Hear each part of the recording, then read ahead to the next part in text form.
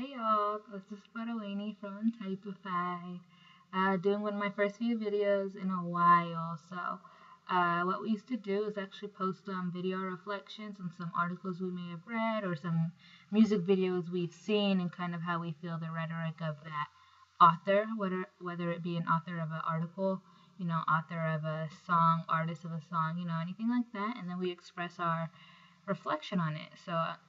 What I'm going to do, my reflection on today is for the article I just read or excerpt from a book by Beverly Tatum titled Why Are All the Black Kids Sitting Together? And this piece is, it's about 15 pages, and she's going on about, the definition of racism.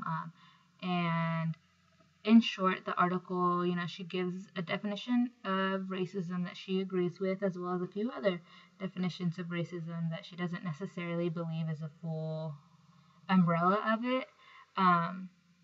It was very interesting, which I can attach down below for anybody to read as well. What I thought was very interesting is her definition of racism, as well as a few others, is titled "The System of Advantage Based on Race." So I think we can all agree that that's very much true when you think about things such as white privilege. When you do see a white male who's overly privileged from a black woman, such as ourselves, or your daughters or your sisters or, whatever.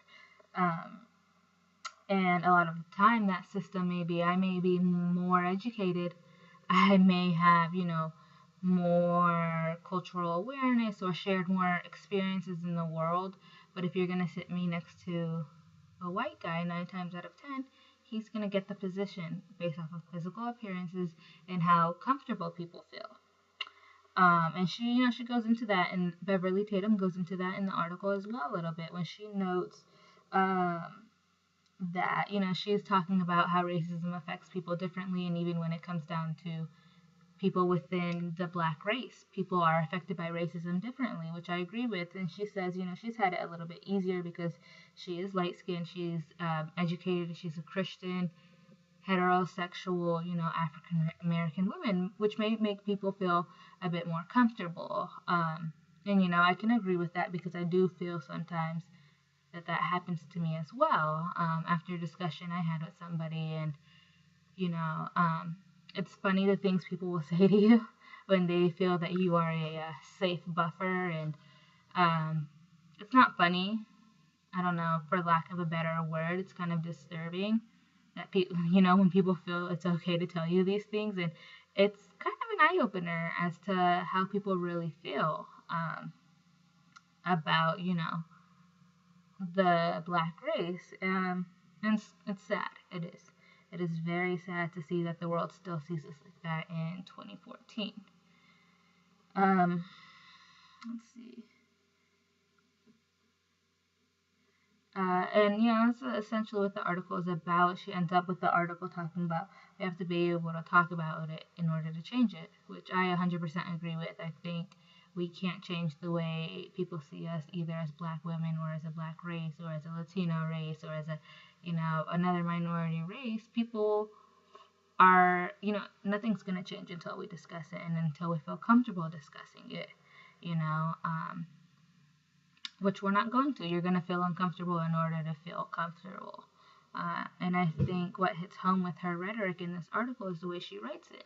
And she makes it relatable to anybody reading it. It's relatable to the many white kids she's taught in her classes who didn't think it was necessary to have a course on racism because they didn't believe racism was necessary.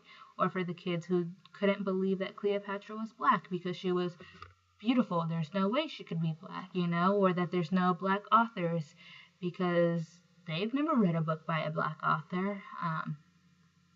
And so it was relatable because I meet people like that every day.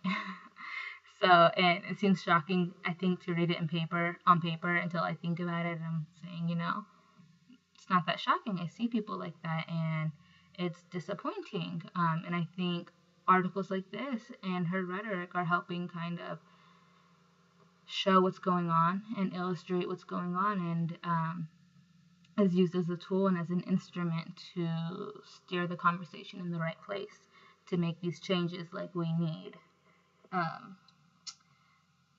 I just thought it was a really good article. It's an excerpt even. I don't know if I said that in the beginning, but what I read was only an excerpt. It's definitely going to make me want to go in and complete reading it. I think just through her rhetoric, she wanted to explain, yeah, I may have these advantages that other people, even of my own race, may not have, because she also grew up, in a suburban middle class family.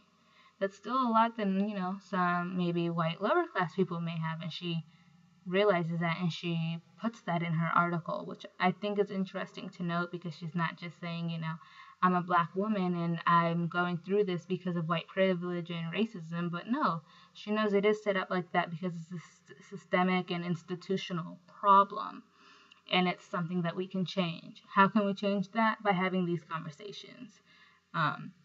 So like I said earlier, I will leave a link to the PDF down below, and I hope you read it, and I hope you chip in with your comments. Thank you.